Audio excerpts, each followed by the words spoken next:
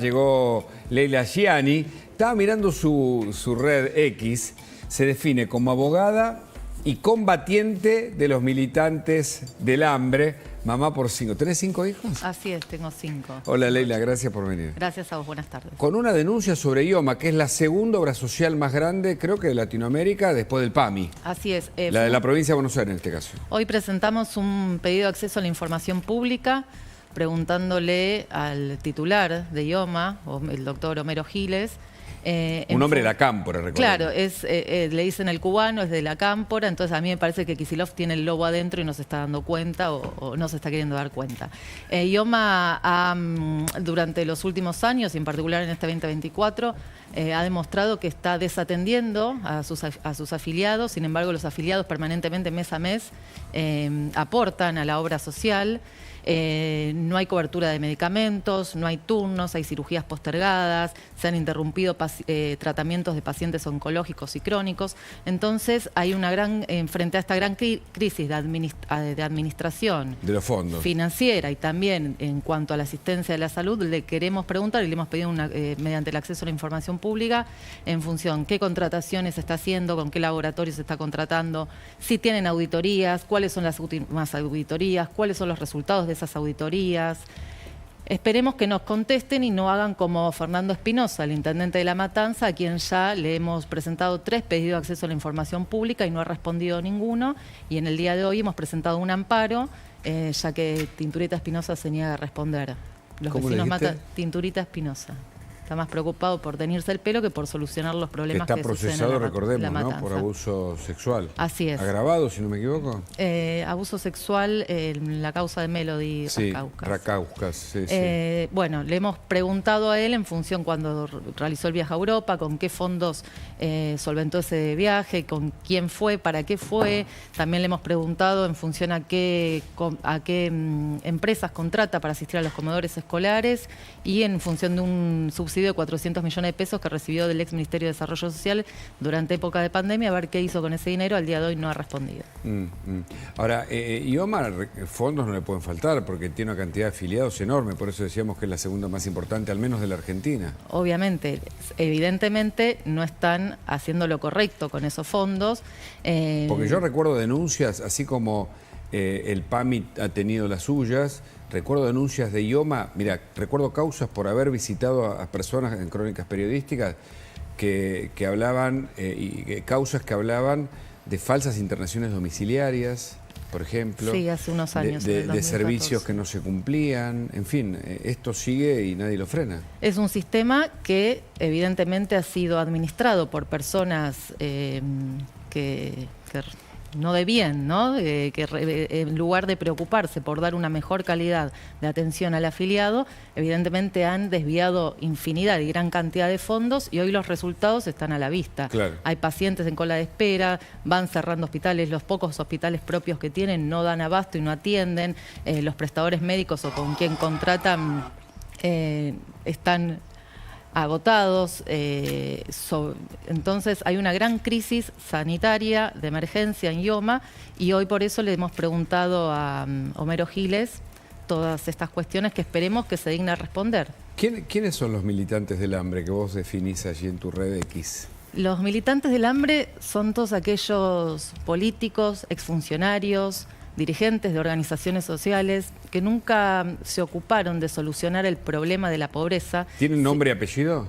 Yo te puedo dar ejemplos. A ver. Para que termine el concepto. Perdón, nunca se ocuparon de solucionar el problema de la pobreza, sino que manejar la pobreza, multiplicar los pobres y cuanto más excluidos del sistema estén mejor, era su única estrategia para mantenerse en el poder. Son aquellos que abusaron de los más vulnerables, jugaron con el hambre de la gente. Por ejemplo, Beli Boni, Pérsico, Juan Grabois, Moyano, y así podemos seguir toda la noche, ¿no? Evidentemente, estos militantes del hambre fueron partes de un sistema de corrupción que si pudieron funcionar, por ejemplo, extorsionando a los más vulnerables para que vayan a las marchas a cambio de un bolsón de comida, fue porque funcionarios nacionales de ese entonces se los permitían.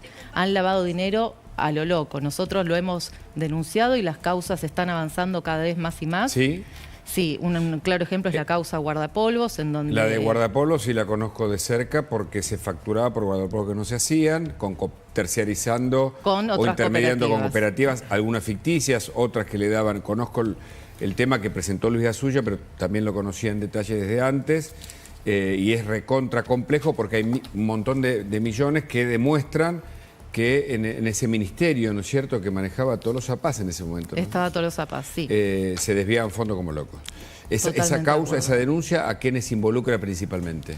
Y está metido Leonardo Moyano, que era secretario de Tolosa Paz, y a la misma Tolosa Paz, que fue la que convenió con todas estas cooperativas. Correcto. A las que les dan un subsidio. Y fíjate cómo siempre utilizan a los más vulnerables. El subsidio que pedían estas cooperativas era para asistir a los niños vulnerables para que puedan tener sus guardapolvos. Nada de eso sucedía, no entregaron ni una cuarta parte de los guardapolvos, recibieron todo el dinero. Sí. Y los testimonios que fuimos recolectando y cuando hicimos la denuncia, había gente de las cooperativas, que realmente había cooperativas que existían y demás, que fueron utilizadas, les han robado la chequera. Total. Yo hablé con una cooperativista que me dijo, mira, yo entregué, pero no me pagaron esa cifra. Le digo, mire, acá está una factura de su cooperativa. Y dice, yo no te... O sea, viste, habían sido estafados porque enganchan a las personas, algunos talleres, o sea, facturan por 1 millón de guardapolvos y hacen 100, digamos, ¿no? Le agregan los ceros, bueno, como mecanismo. Ahora, hay otra causa que avanza que es la de Beliboni, aprovechando a las menciones, o teniendo en cuenta las menciones que hiciste. ¿Y a quién mencionaste más? ¿A Grabois? A Juan Grabois, sí. Él no aparece, me parece, ninguna investigación judicial, ¿o sí? Está implicado en una que tiene que ver con el FISU, que en ese momento lo manejaba Fernanda Ramón Aminio, como secretaria de Integración Sociourbana. Sí, sí. Nosotros también, ¿no? estamos realizando, nosotros no hemos denunciado todavía, estamos en una investigación en donde se puede ver a prima facie que... hay cooperativas que se le daban dinero, subsidios para realizar obras de infraestructura, desde cloacas, viviendas y demás, y en el objeto social de la cooperativa, que era para, por ejemplo, cocinar mermeladas o productos de alimentos y demás, no tenían la capacidad ni técnico, ni financiera, ni de recurso humano, ni financiero, como para poder desarrollar una obra. Un sistema similar, por decirte, ¿no?, a lo que pasaba con Pibes Villeros, o la Madre de Plaza de Mayo y bueno, la cooperativa de viviendas para hacer casas. Ahora no recuerdo, ¿te acordás la de, a ver si me ayudás? ¿Cuál era la cooperativa de viviendas de Eve Bonafini vía Joclender? Sueños compartidos. Sueños compartidos, ¿no? Es decir, un modelo que para hacer casas parecía el del FISU, claro. Era similar como estructura al que utilizaban las universidades o las cooperativas, ¿no? Casi un mecanismo en general. Es un mecanismo, es ese mismo mecanismo, esa misma matriz de corrupción que muchas veces nosotros descubrimos que durante las gestiones anteriores, cuando desarrollaban una política pública, que vos lees, por ejemplo, en su momento el Plan Potenciar Trabajo, que era para asistir a los más vulnerables, para poder incluirlos en el mundo del trabajo, fíjate cómo se diseñaban líneas de cajas paralelas para que las organizaciones sociales y los partidos políticos se financien desde lo que era una política social de asistencia a los más vulnerables. El resto, ¿qué otras causas hay en relación con esto? Bueno, después está la causa Comedores. La causa Comedores, que la semana pasada ha tenido avances en función de la investigación que está llevando el fiscal Ramiro González. Nosotros, cuando yo estaba a cargo de la Subsecretaría Legal en Capital Humano, hemos realizado la denuncia. La Oficina Anticorrupción se ha presentado como querellante también en esa causa y pudimos detectar que había una determinada cantidad de comedores que no existían y que eran las organizaciones sociales las que se presentaban al ex Ministerio de Desarrollo Social a pedir tanto alimentos como dinero para comprar alimentos y elementos de higiene en nombre de comedores que no existían. Que pudimos también corroborar que muchos de estos bolsones que retiraban eran utilizados para extorsionar a la gente, eran utilizados para comercializarlos en ferias barriales y a la hora de rendir cuentas, muchísimas veces, como se demostró en la causa donde está procesado Beliboni, rendían cuentas con facturas truchas, que en ese momento en desarrollo social se las pasaban por facturas truchas, me hace acordar a Vialidad o la Ruta del Trinidad acá. ¿Tenías una pregunta, Nancy? Sí, enumeraste un montón de causas. El procesamiento es justamente la última esta en lo de Beliboni. ¿Por qué crees que la justicia está en deuda todavía con tener avances en las otras denuncias, no? porque hay ahí expedientes que ustedes impulsaron, vos, bueno, particularmente cuando estabas en el gobierno, pero que después no tuvieron la misma velocidad que el resto de las causas, ¿no? Está bien eso, ¿no? Sí, nosotros, me acuerdo cuando nosotros, y seguimos teniendo un compromiso fundamental en que no era únicamente denunciar, sino que yo le decía al equipo, laburen como si fueran fiscales, busquemos Claro. la prueba, llenémoslos de prueba de documentación a los fiscales y jueces de turno para que las causas no se queden dormidas. Hay jueces que avanzan más rápido, otros que avanzan más lento, causas más complejas, pero realmente, al menos en las causas que he llevado adelante y demás, están teniendo avances bastante También que la de veloces, Beliboni ¿no? hubo un trabajo silencioso, digamos, durante varios meses, 3 meses por lo menos creo, que la Fiscalía estuvo trabajando hasta que fueron los allanamientos. Sí, la Fiscalía de Policita. La de Policita. Que a nosotros Policita, la verdad es un fiscal excelente, nos llenaba de oficios todos los días y eran 24 horas. Me acuerdo haber Policita estado trabajado sábado y domingo para responder oficios y realmente ahí se puede ver cómo cuando el Poder Ejecutivo y el Poder Judicial trabajan de una manera coordinada. Claro, el las Poder causas... Ejecutivo es auxiliar de la justicia. Totalmente. Y Policita fue, corregime Hernán, que vos lo conocés mejor, Policita fue el que trazó, por ejemplo, con un equipo muy joven, en su fiscalía, el lineamiento Notesur Los Sauces. Cuando ingresaba dinero, digamos, en las arcas de las empresas Lázaro Bay, automáticamente había una transferencia, ¿no es cierto? Notesur Los Sauces, las empresas. Sí, bueno, la Vialidad también. Vialidad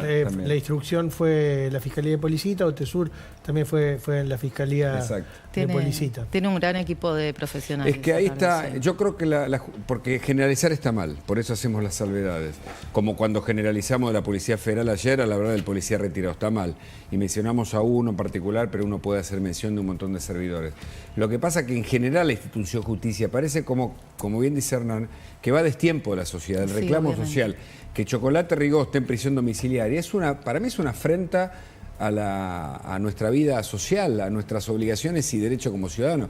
Por supuesto que hay argumentos jurídicos para dejarlo en su casa, pero desde el punto de vista del significante de esto, para mí es una cuestión. Igual ahí el tema no es Chocolate, ¿no? No. Hay el tema de los que se quedaban con la plata, que son los legisladores, donde hoy la legislatura no desaforó a ninguno como para que puedan avanzar los juicios y los procesos contra esos legisladores. Ahora, tengo una pregunta, ahí porque ya tenemos un economista para hablar justamente del tema y vamos y volvemos.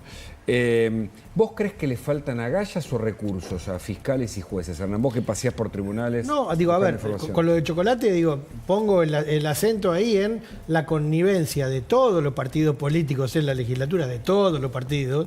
Digo, no es solamente los Salvini, que eran en todo caso. Facundo y su padre, ¿no? Claro, que están procesados y que siguen presos y que responden al masismo. Sino que son todos los partidos los que estaban, los que están permitiendo que esto transcurra. Yo creo que son muchas cosas. Recursos yo creo que tienen, creo que hay lo que está matando, me parece también hay la posibilidad de que avancen algunas causas, tiene que ver con la especulación política, con la especulación de los tiempos políticos. Hemos visto que cuando no hay esa especulación o cuando hay un respaldo del Ejecutivo, digo, las causas pueden avanzar. Ahora, cuando ya se utiliza la justicia como instrumento de la política, como tiempista, ¿no? Y yo creo que por eso, en gran medida, esta administración le va bien, porque pisan el acelerador, no negocian, o al menos no se ve, digamos, la política tradicional que fue la que entró en crisis en el último tiempo. Pero